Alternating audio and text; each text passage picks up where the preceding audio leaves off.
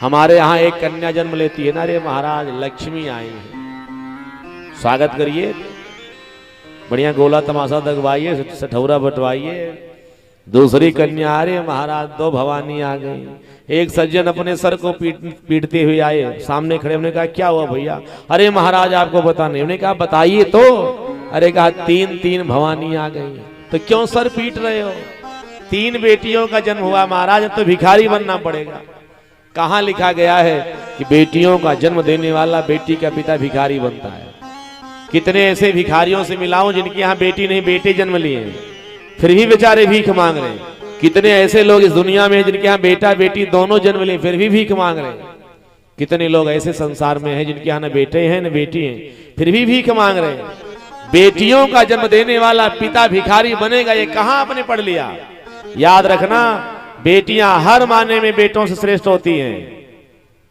अब मैं बार बार कहता हूं, भाग्यशालियों के यहाँ बेटे जन्म लेते हैं, और जो सौभाग्यशाली माता पिता होते हैं उनके यहाँ बेटियां जन्म लेती हैं। बोली भक्तवत्सल भगवान की। क्यों? बेटा जन्म लेता है तो एक कुल खानदान का नाम रोशन करता है, और जिस कुल खानदान में बेटियों का जन्म हो जाता है ना, बेटियां 2-2 कुल खानदान का नाम रोशन करती हैं। तो हर माने में तो बेटे से बेटियां श्रेष्ठ है ना।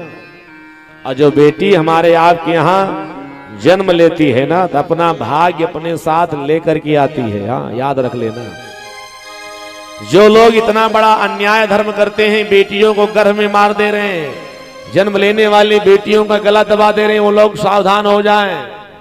संसार सागर में सबसे बड़ा अगर कोई दुष्कर्म है, पाप है, तो गर्भ में बेटियों को मारना, जन्म लेने वाली बेटियों का गला दबा करके उनका वध करना, इससे बड़ा संसार में कोई अपराध नहीं। क्यों? जितने अपराध दुनिया में बने हैं, सारे किए गए अपराध के पापों का प्रायश्चित धर्मशास्त्रों में बताया गया है। लेकिन जिस कुल खानदान में बेटियां मार डाली जाती हैं, बेटियों का वध करने के बाद कौन सा दान करें, कौन सा पुण्य करें, कौन सी यज्ञ करें तो उस पाप से मुक्त हो जाएं? 18 पुराण, 4 वेद, 6 शास्त्र के एक एक पेज को यहां से जाकर के पलट लेना।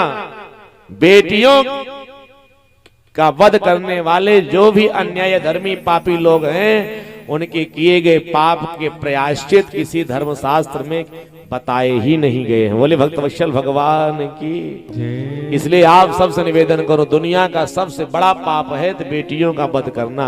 अरे जितने लोग यहाँ बैठे हो, जरा विचार करो, हमारे आपके माता पिता यही चाहते कि यही सोचते कि बेटियां जन्म लेंगी और गला दबा करके मार डालेंगे, और माता पिता सारी बेटियों को मार डाले होते, तो क्या आज हम आप सब इस कथा के प्रांगण में बैठ करके भगवान की कथा सुन रहे होते? हमारा आपका जन्म इस धरती पर हुआ होता? याद रखना, बेटियां हमारे आपके सबके जीवन में बहुत आवश्यक हैं, और बेटों से ज्यादा सौभाग्यशाली होते हैं जिनके यहाँ बेटियां जन्म लेती हैं। इसको याद रखना। जैसे घर में भगवान की मूर्ति आप रखे हो ना, भगवान को स्थापित किए हो, 56 भोग बनाना, ले जाकर के भोग लगाना, लेकिन जब तक आपकी 56 भोग में तुलसी दल नहीं होता है, तब तक याद रखना भगवान भोग सामग्री को स्वीकार नहीं करते। इसी तरह से तुलसी दल के रूप में जब तक घर में बेटियों का जन्म नहीं होता, तब तक किए गए किसी भी सत्कर्म को भगवान स्वीकार नहीं करते। याद रख लेना। हमारे गांव में, हमारे घर में ना, अनपढ़ जो माताएं हैं ना, जिनको कुछ भी ज्ञान नहीं होता शास्त्रों का, वो भी एक बात जानती है क्या, कि जब तक माताओं के गर्भ से बेटियां जन्म नहीं लेती हैं, तब तक गर्भ पवित्र नहीं होता। ये हर माँ जानती है, हर माताएं जानती हैं। बेटियां गर्भ से जन्म नहीं लेती तो गर्भ अपवित्र रहता है, गर्भ पवित्र ही नहीं होता। तो एक बात याद रखना, जिस घर में बेटियां जन्म नहीं लेती, वो घर भी सदैव अपवित्र है। बोली भक्तवत्सल भगवान की। घर पवित्र कब होगा? जब हमारे घर में बेटियों का जन्म होगा। सरकार सज्जनों कितनी बड़ी व्यवस्था बना दे, बेटी बचाओ बेटी पढ़ाओ, लेकिन बेटियां बचेंगी पढ़ेंगी कब? जब भ्रूण हत्या करने वाले के ऊपर, बेटियों का गला दबा करके जो मार डालते हैं इनके ऊपर, और जो बेटियों के साथ अन्याय धर्म अत्याचार भरी मार्केट में बाजार में करते हैं इनके ऊपर, जब तक भारत सरकार कठोर कानून नहीं ला करके स्थापित करेंगी, तब तक न बेटियां पढ़ेंगी और न बेटियां बचेंगी। अभियान चलाने से, जगह जगह बोर्ड में लिखने से, प्रचार करने से कोई लाभ नहीं। हाँ, इसलिए भारत सरकार से, आगे आने वाली सरकार से ही निवेदन है, एक कठोर कानून बनने चाहिए।